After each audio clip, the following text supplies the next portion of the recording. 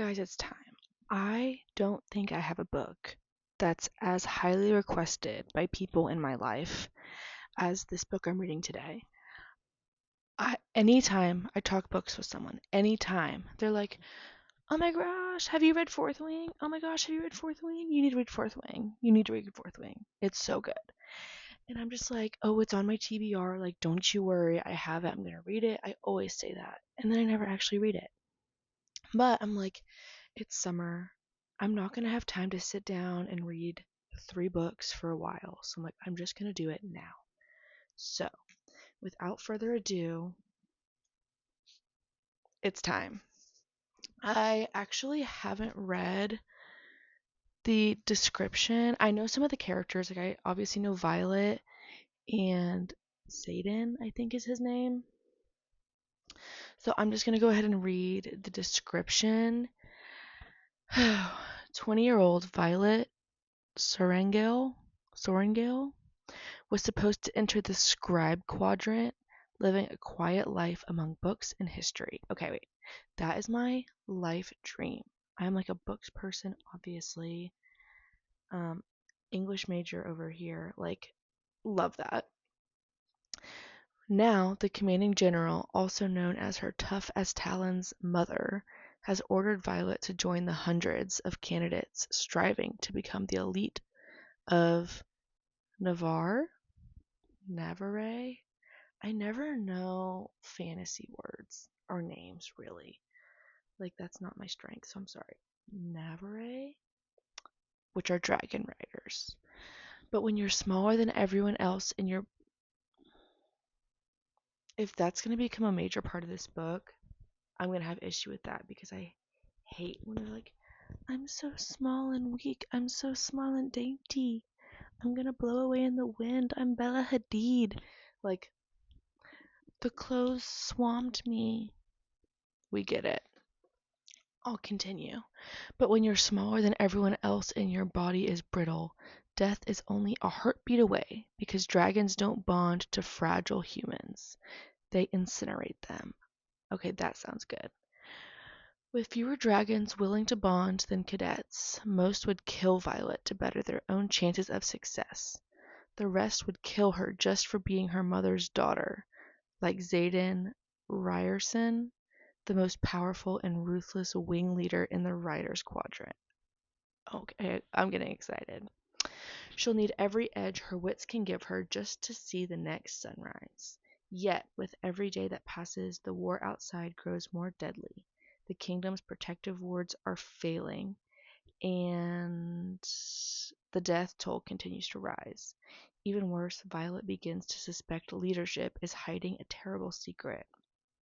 Friends, enemies, lovers, everyone at Basgiath? Basgiath? I don't know. War College has an agenda because once you enter, there are only 2 ways to get out: graduate or die. Wow, that sounds like a doozy. Um, Also, I don't know if anyone else does this. I literally skip the map. I don't even take a peek. Like, whenever I'm reading a fantasy book, everything is just a line of points. So then when they're trying to get somewhere, I'm just like, oh, they're just going down, like up or down. There's no, because I just can't handle it. Like, geography's not my strong suit. So whenever they're like, we're going southeast to da da da da da, you've lost me. In my head, I'm just going south. I can't handle more than that. And then the back also sounds interesting. Let me read the back. Anyone else feel like changing their mind? Xaden shouts, scanning the remaining rows of cadets with the same shrewd gaze of the navy blue dragon behind him. No? Excellent. Roughly half of you will be dead by this time next semester. The formation is silent except for a few untimely sobs from my left. What a way to start your time in like it seems like a military situation out like sobbing. You wouldn't catch me dead. That's like embarrassing. Not that crying is embarrassing, but in that situation, like you're going to be targeted from then on. I'll continue. A third of you again the year after that, and the same year last year. No one cares who your mommy or daddy is here. Even King Taure's second son died during his threshing. So tell me again, do you feel invincible now that you've made it into the writer's quadrant? Untouchable? Elite? No one cheers. Another blast of heat rushes, this time directly at my face, and every muscle in my body clenches, preparing for incineration.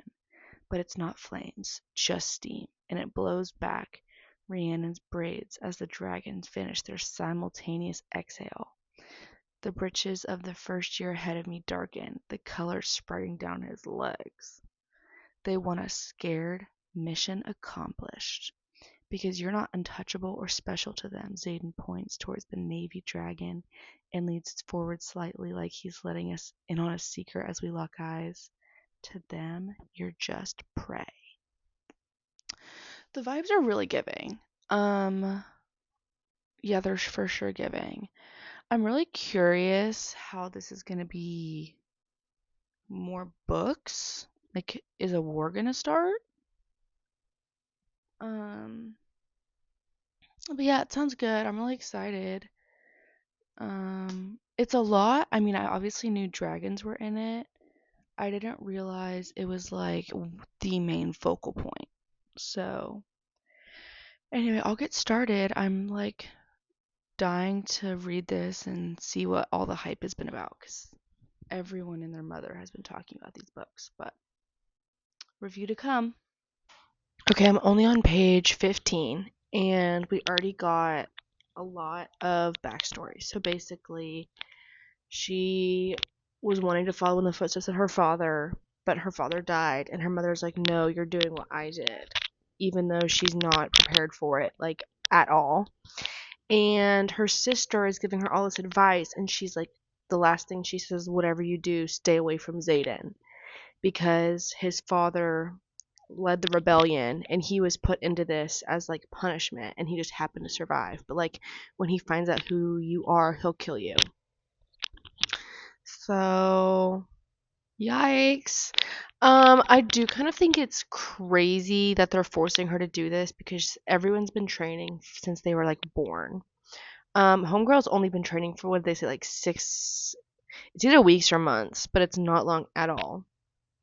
And the reason she's so small is because her mom got sick while she was pregnant with Violet.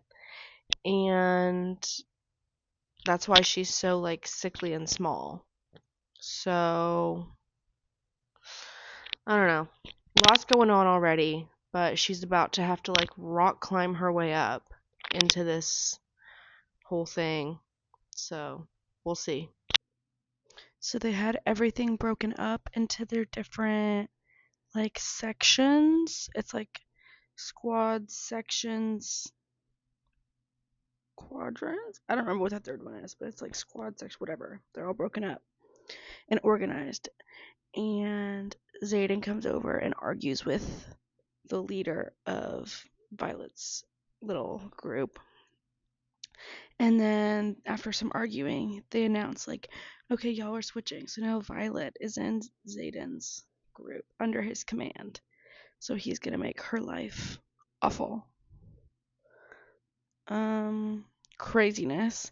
And then these dragons just come out of nowhere and start like killing everyone. Not everyone, but like they kill like 3 people who are running away because they're scared. But Violet's like, I will not be afraid. And like she doesn't say that, but that's like the vibe she gives. So I'm on page 100-ish, and I'm making really good I'm getting like really into it already. First off, they've told Violet she needs to cut her hair like 3 times now. I would not be doing that. I like would die if I had to cut my hair super short. I understand for practical purposes, but like I don't blame the girl for being like, no, I'm not doing that. Next up, she has already talked to Xaden, and that happened a lot earlier than I thought that they would start talking. But like and also it's not going how I thought it would go. I thought he'd be a lot meaner, but when they actually talk, like, it's kind of chill. Like, it's like kind of funny. And then anything else happening? Oh, what's his name? Dane, I think. I don't know if that's his name for sure, but you get who it is, like her friend that she's known for a while, and there's like some romantic like links to them. He's kind of pissing me off. Like, he keeps telling her she needs to leave because she's gonna like fail there. And like, I get it. She's at a disadvantage, but also like, he's being kind of annoying. And not to make an ACOTAR connection, he's giving Tamlin. Like, the super protected, like, he got mad at her because she like threw these daggers at this guy. This guy's been like relentlessly harassing her and saying he's gonna kill her. And she was like, I've had enough, and threw daggers that like landed right next to his head. And the dang guy was like, why would you piss him off? To show that she's not like weak and easily killed. And then he's like, I don't know, he's just mad. And I'm like, let her stand up for herself, let her fight, let her like prove herself, and don't be a meanie about it. But I'm getting into it, so I'm gonna keep reading. Okay, she's doing these weekly challenges where she has to fight someone. She's literally, I kid you not, poisoning her opponents. And one of them she poisons too early, and they literally can't walk in a straight line before the fight, so they have to go to the infirmary. And instead of there being no fight, Xaden is like, I'll fight her. I'm like so nervous to turn the page and read this fight because I'm actually kind of liking Xaden right now, and I feel like this is gonna make me not like him. But we'll see. Okay, it's been a second since I've updated, but it's gotten crazy.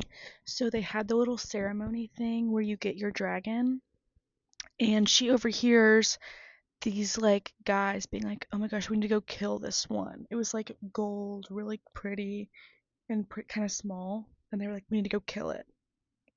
During like the selection thing, she's like, "Oh my gosh, I can't let that happen."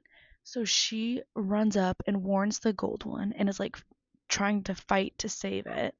And then out of nowhere, the biggest dragon out of all of them comes up and is like, helps Violet to save the gold one. And basically, the big one, like the massive dragon that everyone wants, chooses her because she had the courage to save the gold one. They like get in and she's telling everyone which dragon she has, so that, and then in her mind, the big dragon is like, also tell them the name of the gold one.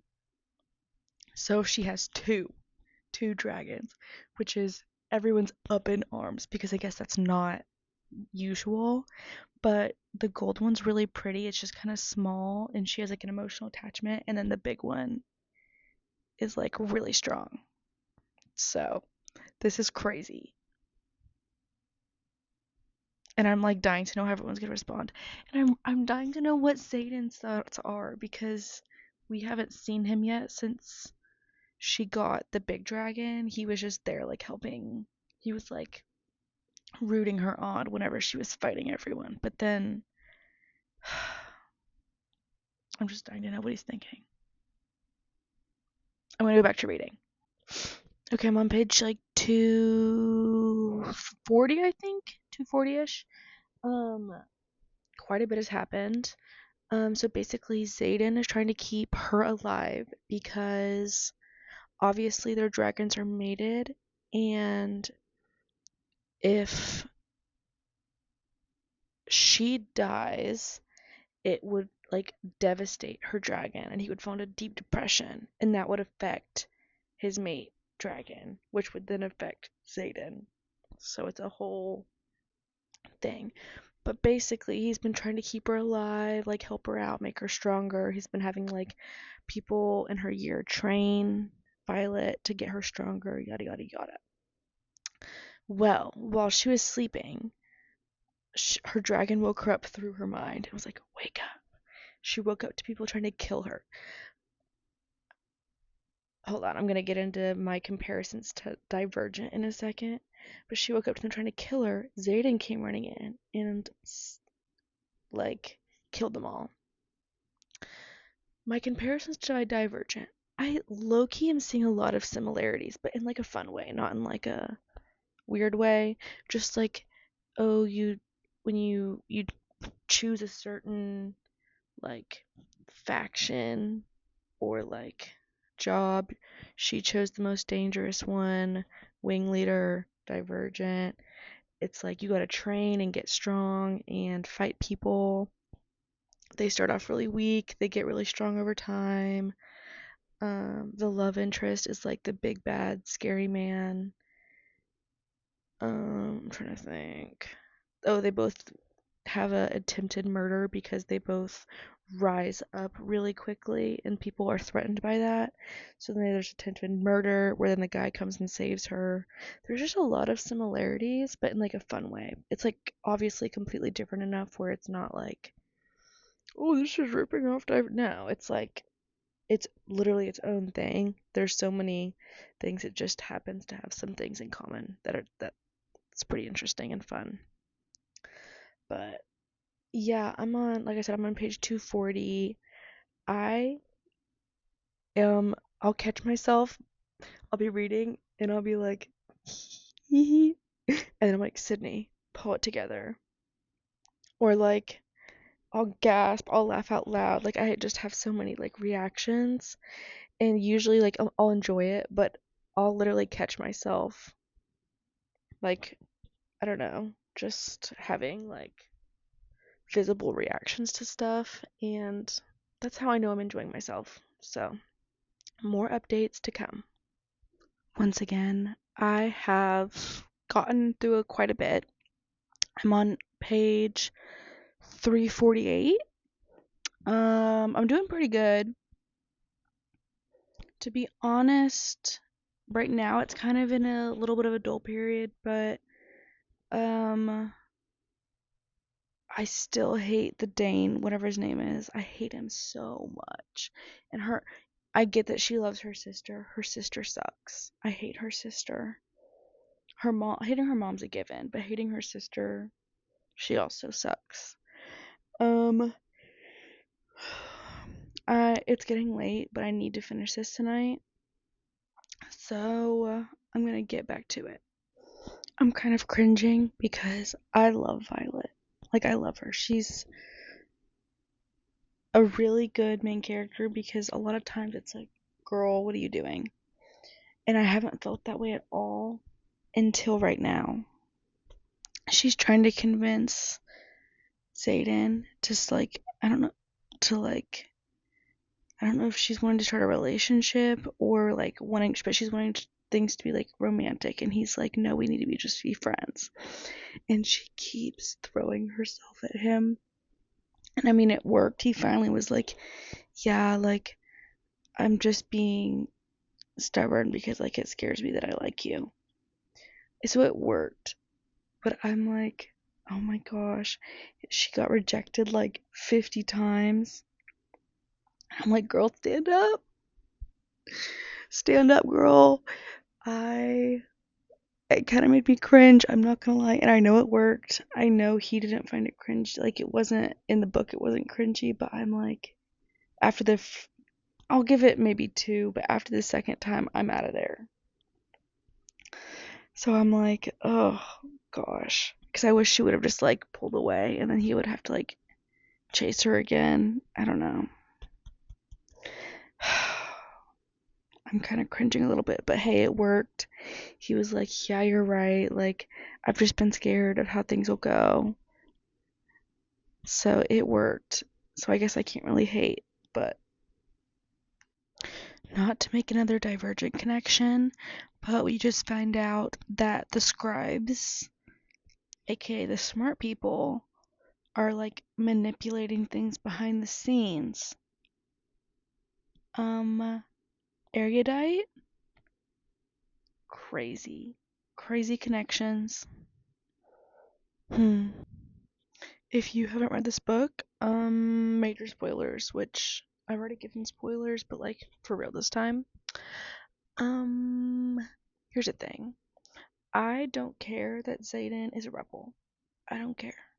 Like, everyone saw that coming from a mile away. Whatever. Him knowing that her brother isn't really dead and just not telling her, that's the part I don't really mess with. Because what do you mean? Like, she mentioned over and over, like, how it impacted her family and all this stuff, and he just didn't even, like, flinch. So disappointing. But a crazy way to end the book. I am gonna give it a 4.8. Yeah, a 4.8. I'm going back between 4.7 and 4.8, but like somewhere in there. I really enjoyed it.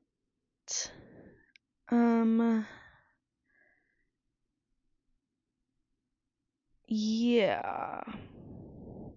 I don't really know how to voice any critiques I had. Sometimes things would just feel a little bit off, but overall I really enjoyed it.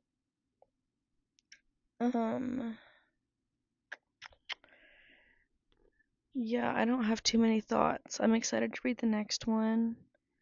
I'm gonna do that tomorrow because it's late. But, bye.